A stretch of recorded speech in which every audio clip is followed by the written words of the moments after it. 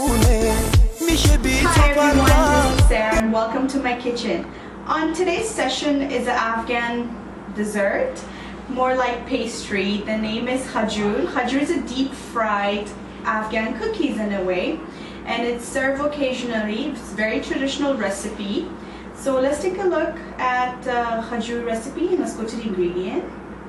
For the Khajoor recipe, here I have is about 2 cups of flour. This is all-purpose flour, white flour, and as well as we need 1 egg. Now for the Khajoor recipe, a lot of people don't use egg at all, and some people does. So I'm not a big fan of egg in my Khajoor too much because it has this kind of strong smelly of the egg. So I'm gonna use only 1 for 2 cups of flour. It really is optional.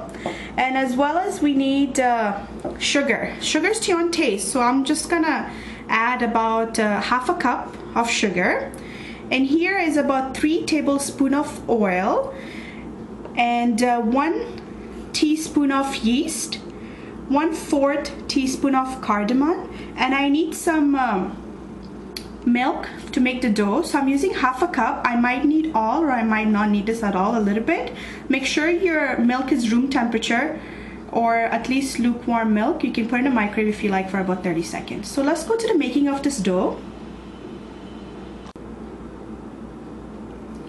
So let's begin with adding all the dry ingredients first. So I'm gonna start with the 2 cups of my flour, as well as the half a cup of sugar, and the yeast, and the cardamom. Next is the egg, so just 1 egg. I'm just gonna mix the egg very well before I add it to the mixture. Now when you had a chance to mix the eggs very well, just place it in the middle of the flour, and at the same time I'm going to add the 3 tablespoons of oil. I know the measurement says 1/4 cup, but I only have 3 tablespoons of oil. I'm not gonna add more because we will be deep frying this. And then you mix everything well. Slowly I'm gonna add the milk as I mix everything. So I've been mixing this very well since I add the egg and drop of milk. So I'm gonna add remaining of my half a cup of milk and mix this very well, basically make it into a dough.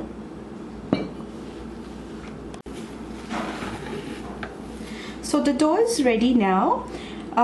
Please note that I used only half a cup of lukewarm milk or room temperature milk, and this is what turned out to be. So I'll cover the dough and I'm going to let the dough rest. It's always good to have the dough rest before you do anything with it. So about 2 hours I'll have this to rest because we have yeast in this. Make sure you cover it with something. So there we are.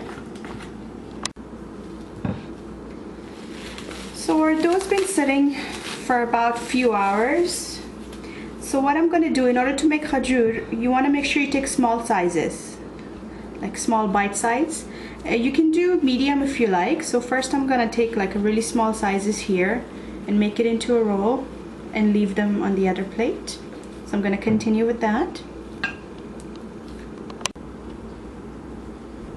Now because this recipe is very traditional when it comes to the shape of the Khajoors, so you need to have some sort of strainer or colander. It's one of these.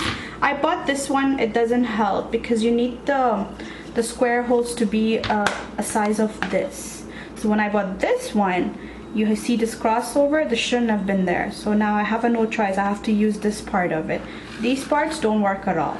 So you need something like this you need to buy. Usually the plastic ones are better. So I'll show you guys how the traditional shape of Khajoors are. So we'll go to that step. Now, just gonna give you guys a quick demo on how to get the shape of the Khajoor here. Because I don't have the right strainer or colander here. So what we have to do, basically take the dough, you know, stretch it a little bit to fit your 2 to 3 fingers. About this much, and then you see these square ones here, the dots. You're gonna place it on top and pull it towards you. So you need to get a shape something like this. Okay, so now I don't have the right one here, so I need to play around to get the both shapes on both sides, and you simply leave it something like that, and we're going to fry this. Okay, so just to give you a quick demo. Now I prepared them. I tried to give the shape, but it faints away. So the best option is to take it back immediately once you make the shape, okay, and then just drop it to the oil.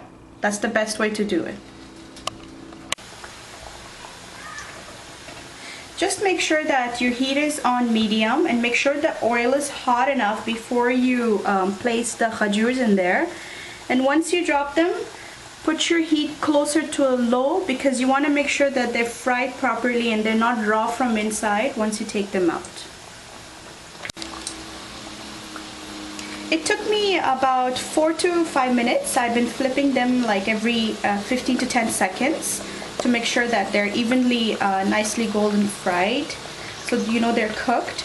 And now they're ready to be out, so I'm going to take them out.